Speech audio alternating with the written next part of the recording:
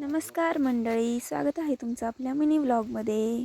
तर सुंदर दिवसाची सुंदर अशी सकाळ झालेली आहे आणि आज आपण मसाला भेंडी बनवणार आहे. त्यासाठी आई इकडं अशा पद्धतीनं भेंडी स्वच्छ धुवून ती कट करून घेत होती.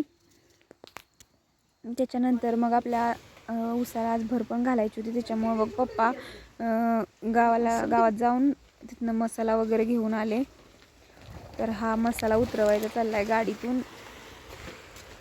त्याच्यानंतर मग मसाल्याची पोती वगैरे सगळी उतरवली आणि त्यानंतर तो सगळा मसाला एका कागदावरती ओतून सगळा मिक्स करून घेतला.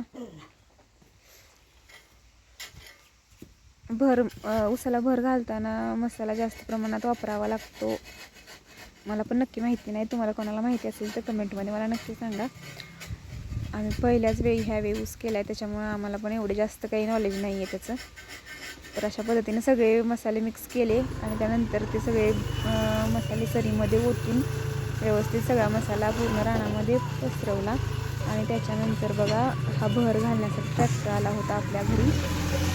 तर हे बघा अशा पद्धतीने ती भर घातलेली. ज्या सऱ्या होत्या त्या सगळ्या फोडायच्या, म्हणजे ती थोडक्यात माती मुळांमध्ये पोचली आणि ती भर घातली. हे बघा इकडच्या बाजूला दिसते बघा, ती भर घातली त्याच्यामुळे कसं मस्त दिसते. ती माती फोडली जाते.